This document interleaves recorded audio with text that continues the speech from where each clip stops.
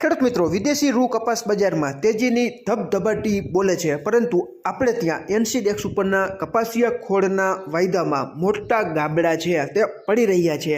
તેને કારણે હાજર બજારમાં પણ ઘટાડો આવશે તો કપાસ બજારમાં શું થશે તે કહેવું અત્યારે ઘણું બધું મુશ્કેલ છે. પરંતુ એટલું ચોક્કસ છે કે અત્યારે જે ખેડૂત મિત્રો પાસે જૂનો કપાસ છે તેવા ખેડૂત મિત્રોની ખરેખરની કસોટી થઈ રહી છે. કપાસ રાખવો કે વેચી નાખવો તેની ચિંતામાં ગળા ડૂબ જૂનો કપાસ છે તેવા ખેડૂત મિત્રો અત્યારે જોવા મળી રહ્યા છે. ખેડૂત મિત્રો, આજે તારીખ 24/8/2026ના રોજ 6:16 આસપાસ ન્યૂયોર્ક કોટન વાયદો ડિસેમ્બર 2026નો 0.05 જેટલો વધીને 88.40 સેન્ટ. એનસીડેક્સ ઉપરનો આપણો કોકુડકલ સપ્ટેમ્બર 2026નો વાયદો 162 રૂપિયા જેટલો ઘટીને 3264 અને ડિસેમ્બર 2026નો કપાસિયા ખોળનો વાયદો 29 રૂપિયા જેટલો ઘટીને 3341ની આસપાસ બંધ આવેલો છે. આપણી શંકર રૂની ખાંડીનો ગાંસડીનો ભાવ 69200 થી 69400. કપાસિયાના 20 કિલોના ભાવ 930 થી 1025. કપાસિયા વોશ 1640 થી 1650 અને કપાસિયા ખોળ જે બ્રાન્ડ આવે છે 60 કિલોની ભરતીવાળી ગુણીનો ભાવ 2700 થી 2730ની આસપાસ ચાલી રહ્યો છે.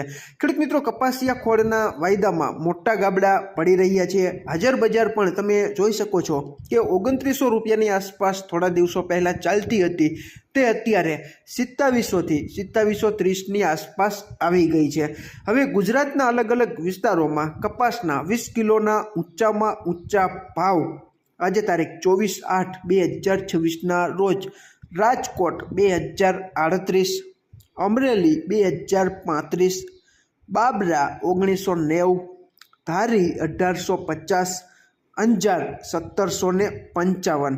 હવે વિદેશી રૂ કપાસ બજારમાં કેવી હલચલ ચાલી રહી છે તેની માહિતી આપણે જોઈએ તો દરેક દેશના રૂના ભાવ ભારતીય રૂપિયામાં ભારતીય માપ પ્રમાણે 356 કિલોની ખાંડીમાં કયા દેશના રૂના ભાવ કેવા ચાલી રહ્યા છે તેની માહિતી પણ આપણે મેળવી લઈએ. આપણી શંકર રૂની ગાંસડી તારીખ 20/8/2026ના રોજ 68,800 રૂપિયા ભાવ હતો. તેમાં 200 રૂપિયાનો વધારો થઈને 21/8/2026ના રોજ 69,000.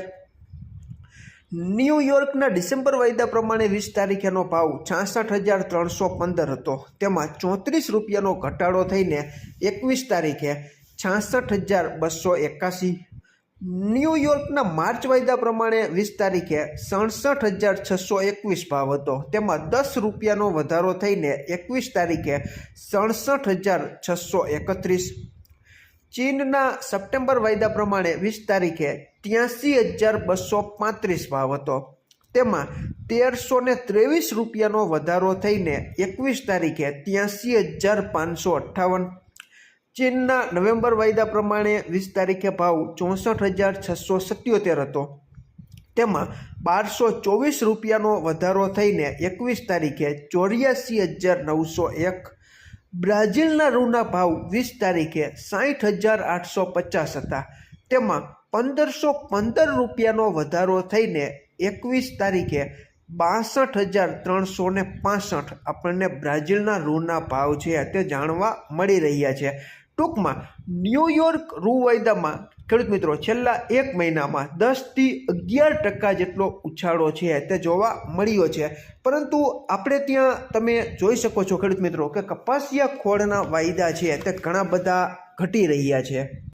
એટલે જે ખેડૂત મિત્રો પાસે જૂનો કપાસ છે અને પોતાને સંતોષકારક ભાવ જણાતો હોય તો જે તે ભાવોમાં કપાસ રાખવો કે વેચી નાખવો તેનો યોગ્ય નિર્ણય છે તે સ્થાનિક અને વૈશ્વિક કપાસ બજારની અપડેટને ધ્યાનમાં રાખીને લઈ શકે છે. મારે ગઈકાલે જ મોરબી જિલ્લાના વાંકાનેર તાલુકાના વાલાસણ ગામના એક યુવા પ્રગતિશીલ ખેડૂતનો ફોન હતો કે મેં પરાશરભાઈ 1970માં ઘરે બેઠા કપાસનું વેચાણ છે તે આપણે કરી નાખ્યું છે, ખૂબ સારામાં સારો ભાવ લીધો. ઘણી વખત ખેડૂત મિત્રો આપણે ટોચનો ભાવ પકડવા જતાં ઘણી વખત બજાર છે તે પાછળથી ઘટે તો ઘણી બધી આર્થિક મુશ્કેલીઓનો સામનો છે તે આપણે કરવો પડે છે અને આપણો વારો છે તે ઘણી વખત જોખમ સહન કરીને પણ આપણે કહેવાય ને કે ગુમાવતા હોઈએ છીએ. એટલે તમને સંતોષકારક તમારા પોતાના કપાસનો યોગ્ય ભાવ લાગતો હોય તો તમારે શું કરવું તે દિશામાં તમે તમારી રીતે વિચારી શકો છો. ખેડૂત મિત્રો, ઊભા પાકની પરિસ્થિતિ કપાસની તમારા ખેતરમાં કેવી છે? અત્યારે થ્રિપ્સનો હેવી એટેક ઘણા બધા વિસ્તારોમાં ચાલી રહ્યો છે. આના નિયંત્રણ માટે ખેડૂત મિત્રો, વધારે પ્રમાણમાં થ્રિપ્સ આવી ગઈ હોય અને તમારે ના છૂટકે ઊંચા ટેકનિકલો મોંઘા ભાવમાં જે મળે છે તેનો છંટકાવ કરવો હોય તો તમે સ્પિનોસાર્ડ છે, સ્પાઇનેટોરમ છે, અથવા ઓછી થ્રિપ્સ હોય તો ખેડૂત મિત્રો લેમ્બડા સાઈ હેલોથ્રીન છે, ફિપ્રોનિલ છે, પ્રોફેનોફોસ અને સાયપરમેથ્રિનનું જે મિશ્રણ આવે છે તેનો છંટકાવ કરીને પણ ખૂબ સારામાં સારું નિયંત્રણ તમે થ્રિપ્સમાં મેળવી શકો છો. અમુક ખેડૂત મિત્રો લીલી પોપટીની પણ ફરિયાદ છે તે કરી રહ્યા છે. લીલી પોપટીના અસરકારક નિયંત્રણ માટે ખેડૂત મિત્રો ઘણા બધા ખેડૂત મિત્રો ઇમિડાક્લોપ્રિડ છે, થાયામેથોક્ઝામ છે, એસીફેટ ઇમિડાનું જે મિશ્રણ આવે છે તે છે, ડાયનોટેફ્યુરાન છે. આ ઉપરાંત ફ્લોનિકામિડ, મેં ગયા વખતે જ ખેડૂત મિત્રો ફ્લોનિકામિડનો છંટકાવ કર્યો હતો. ખૂબ સારામાં સારું રિઝલ્ટ છે તેનો પણ તમે વધારે લીલી પોપટી આવી ગઈ હોય તો તમે ઉપયોગ કરી શકો છો. બીજું કે સફેદ માખી, નોર્મલ સફેદ માખી હોય તો ખેડૂત મિત્રો એસેટામિપ્રિડ છે, બાયફેન્થ્રીન છે. વધારે પ્રમાણમાં સફેદ માખી આવી ગઈ હોય તો ડાયફેન્થ્યુરોન છે. આવા મોંઘા ભાવમાં મળતા ખૂબ સારામાં સારા ટેકનિકલનો પણ વ્યવસ્થિત છંટકાવ કરો તો સફેદ માખીનું પણ તમે નિયંત્રણ મેળવી શકો છો. ગુલાબી ઈયળના નિયંત્રણ માટે ઘણા બધા ખેડૂત મિત્રો મારી જેમ પ્રોફેનોફોસ અને સાયપરમેથ્રિન છે, આ ઉપરાંત એમામેક્ટિન બેન્ઝોએટ છે અને ક્લોરાન્ટ્રા નેલિપ્રોલ છે. ટૂંકમાં ઘણા બધા ખેડૂત મિત્રો છે અલગ અલગ ગુલાબી ઈયળમાં કામ આપતી જંતુનાશક દવાઓનો વિકલ્પ પસંદ કરીને સમયસરના પગલાઓ ભરીને ગુલાબી ઈયળનું પણ સારામાં સારું નિયંત્રણ છે તે ઘણા બધા ખેડૂત મિત્રો કરે છે. હવે રહી ફૂગના રોગોની. ફૂગજન્ય કોઈ પણ પ્રકારનો રોગ અત્યારે મોટે ભાગે અમુક વિસ્તારોને બાદ કરતાં ક્યાંય નથી જોવા મળતો. જે ખેડૂત મિત્રોને પિયત વરસાદનું પાણી વધારે ભરત થયું હોય તો ફૂગના રોગો જોવા મળતા હોય તો વાત અલગ છે. બાકી વાતાવરણ અત્યારે ખૂબ અનુકૂળ છે એટલે કોઈ પણ પ્રકારની ફૂગજન્ય રોગોની ફરિયાદ લગભગ એકેય વિસ્તારમાં નથી જોવા મળતી. પરંતુ ફૂગના રોગો હોય કે ન હોય ખેડૂત મિત્રો, હું તો છેલ્લા ઘણા વર્ષોથી હેક્ઝાકોનાઝોલ છે અથવા ટેબુકોનાઝોલ અને સલ્ફર છે, કાર્બેન્ડાઝિમ, મેન્કોજેબ છે, આવી સસ્તી કિંમતમાં મળતી ફૂગનાશકનો પણ વ્યવસ્થિત છંટકાવ કરી નાખો તો તમને વરસાદ રહી ગયા પછી પણ ખૂબ સારામાં સારો ફાયદો મળે અને ફૂગજન્ય રોગોમાં ખૂબ સારામાં સારી રીતે તમે ઓછી કિંમતમાં પણ કપાસમાં આવતા ફૂગના રોગોનું નિયંત્રણ કરી શકો. ખેડૂત મિત્રો, આમાં ક્યાંય ભૂલ હોય અને તમારી પાસે નવી અપડેટ હોય તો ચોક્કસ તમે કોમેન્ટમાં અમારું ધ્યાન દોરી શકો છો.